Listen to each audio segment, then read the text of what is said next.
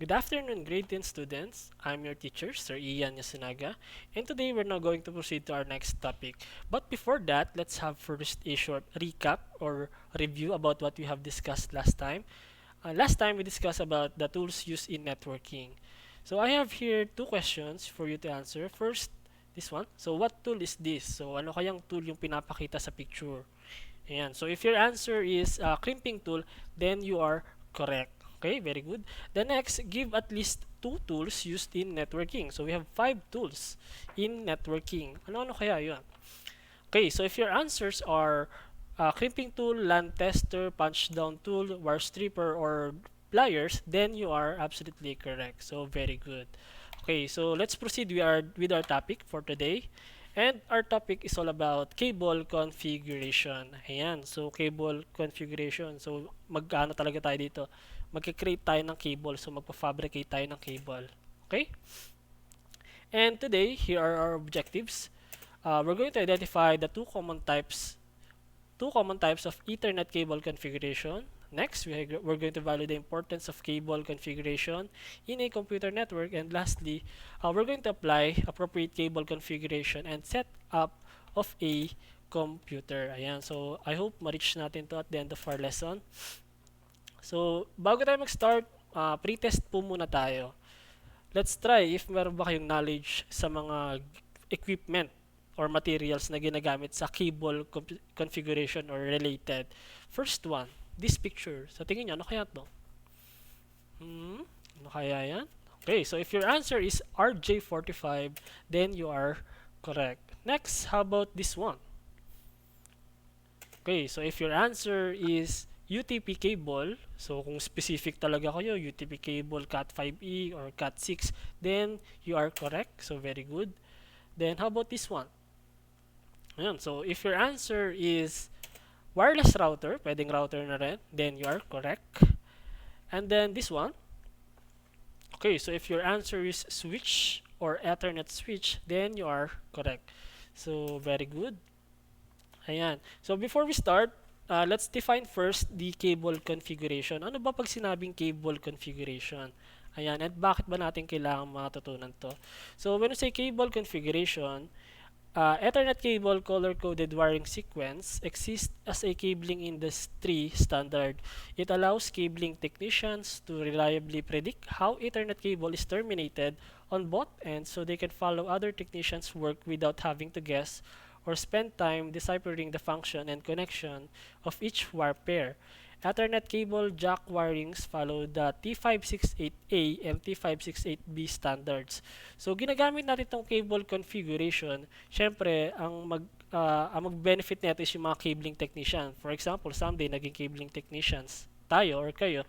Alam niyo na kung paano magbasa ng pinaka RJ45 connection.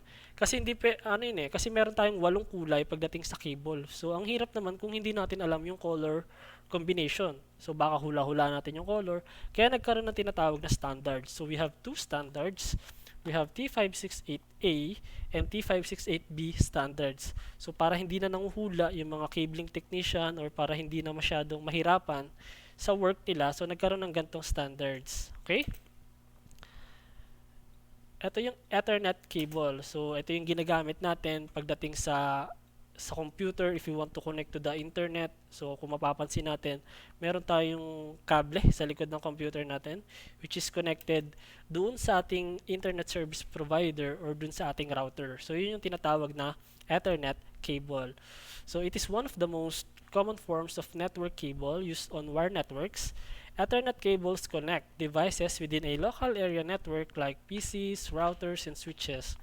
It is composed of RJ45 connector and a UTP cable, typically Cat5e, which is terminated by the use of crimping tool. Ayan, so ito yung Ethernet cable. Ngayon, ginagamit na rin to sa TV. So, for example, yung TV nyo gusto nyo i-connect sa internet. So, pwedeng maglagay kayo doon ng wire na connected sa TV. Pero dapat yung TV natin is supported niya yung mga network. Okay? So, pwede rin naman PC, yung computers natin. Ayan. We have two standards. We have Ethernet cable standards. We have RJ45 pinout. So we have T568A and T568B. So later, ipapakita natin dito kung para saan ba ginagamit itong T568A tsaka B. But ang difference nilang dalawa is sa T568A, kung mapapansin natin, from 1 to 8, ito yung pagkakasunod-sunod ng color. So, white, green, green, white, orange, blue, white, blue, orange, and then white, brown, brown.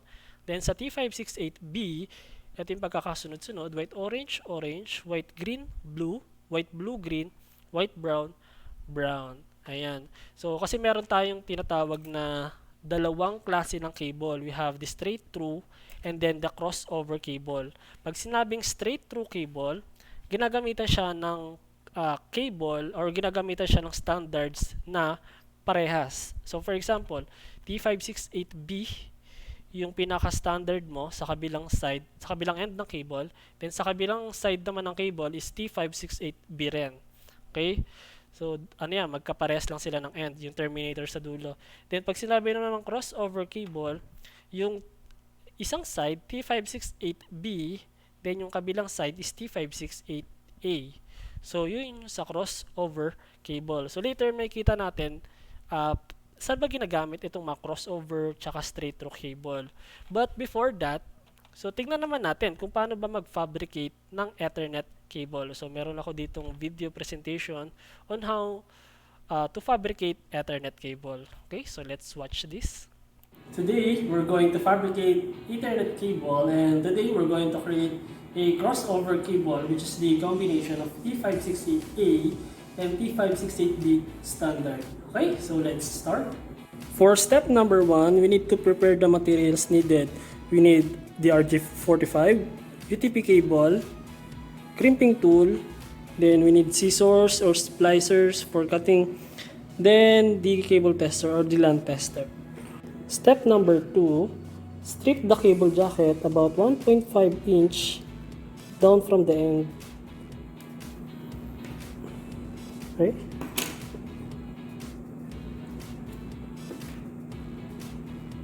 Next, step number 3, spread the 4 twisted pairs. Step number 4, untwist the wire parts and align them in the desired orientation. Since we're going to do a crossover cable, so let's try first T568A orientation.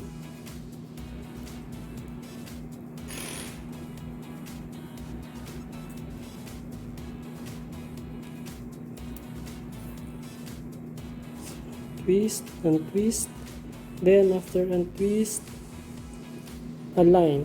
So T568A, so white, orange, orange, white, green, then blue, white, blue, green, then white, brown, brown. So try to flatten. Okay. Then after that, for step number 5, we need to cut the wires straight. So dapat straight as much as possible. It should be 0.5 inch after the jacket. So let's use scissors.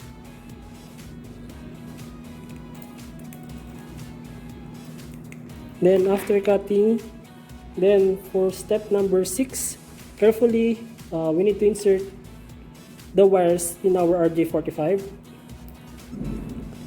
Okay, insert the wires. So make sure all the pins are inserted. So try to take a look for the copper. Okay. Then for step number 7, push the connector inside the crimping tool and squeeze the crimping tool all the way down. So press, push, push, and then squeeze. Okay? Squeeze. So after squeezing, check. Okay, it's good. For step number 8, we need to repeat the steps we have done from step number 2 to step number 7. So since this is T568A, so this should be T568B orientation.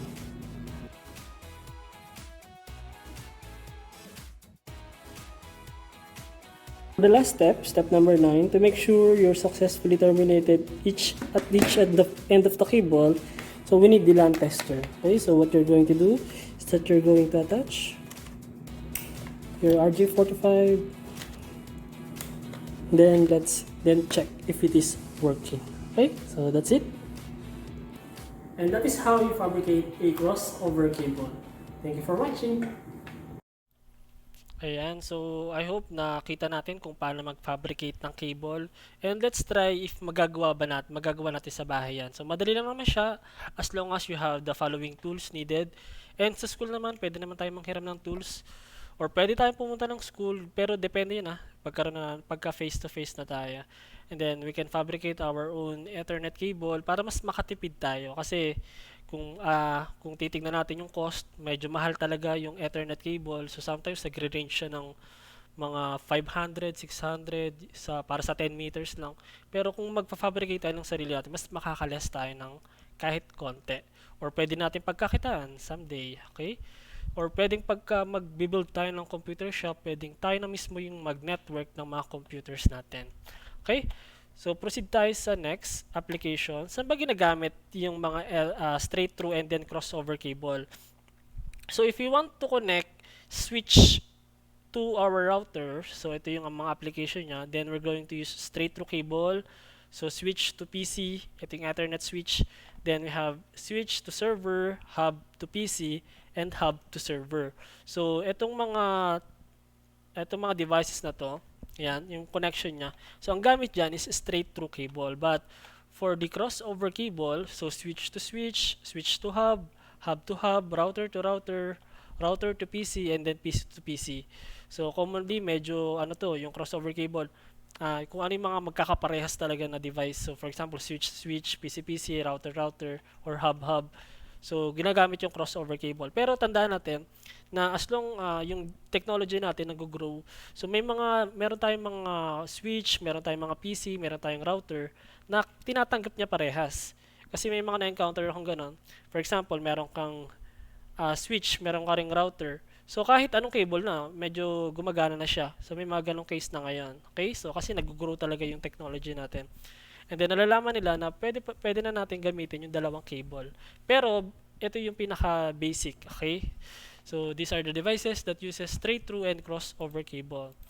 So, yun yung pinaka-discussion natin. And then, for our activity, so, I want you to answer. Ayan. So, identify on your intermediate pad. So what you're going to do is that you're going to identify the type of cable used for the following connected devices.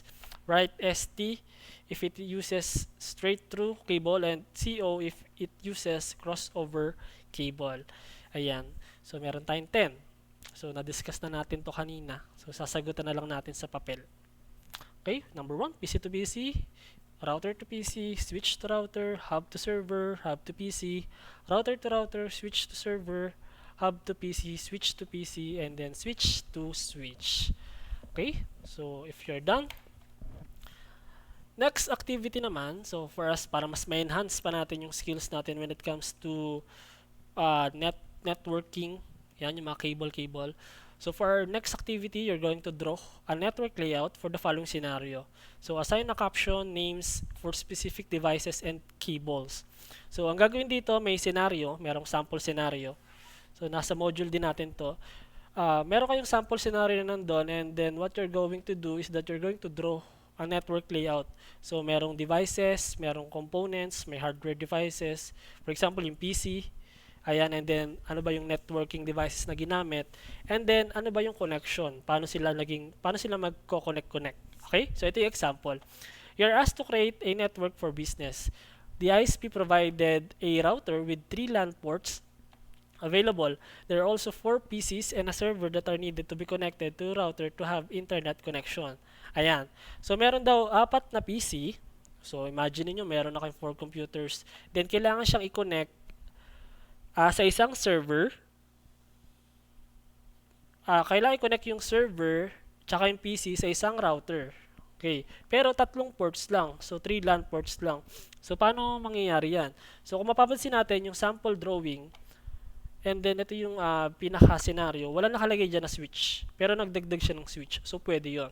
Kasi hindi naman tayong pwedeng i-connect. Hindi natin pwedeng i-connect yung apat na PC tsaka isang server kung tatlo lang yung LAN port. So, that's why kailangan natin mag-extend. Kailangan natin gumamit ng switch or pwedeng hub. Okay, so ganito yung magiging scenario. So, PC1 connected sa switch, PC2 sa switch, 3 sa switch, server sa switch, PC4 sa switch. Then yung isang port ng switch connected sa router, then si router connected sa ISP. So in that way, mabibigyan niya lahat ng IP address, lahat ng computer, pati yung server. So connected silang lahat. Okay, so I hope naintindihan yung gagawin. And ito yung pinaka scenario na sasagutan. Yan, so first, your teacher asks you to connect two computers inside the library so that it can share files and printer. Ayan, so meron daw two computers na pwede mag-share ng file tsaka ng printer. Then two, your uncle will be opening a small graphic design shop. So he bought 6 PC and a router and a hub. The 6 PC should have an internet connection. Two of the computers are separated to a vacant room to have a network on their own. Ayan, so ito yung scenario. Paano kaya natin gagawin yan? And then last number 3, you are asked to extend the network from the main office to your department. Your department is composed of 5 computers. Yan, so extend daw yung network. The main office has its own hub, router, and 4 computers. So, paano kaya natin i-extend dyan? Okay? So, I hope masagutan natin to and may natutunan tayo sa lesson natin for today. Okay? So, kung may questions, pwedeng chat lang do sa group natin or chat directly sa akin. Okay? So, that's it for today and thank you for listening. Goodbye, class.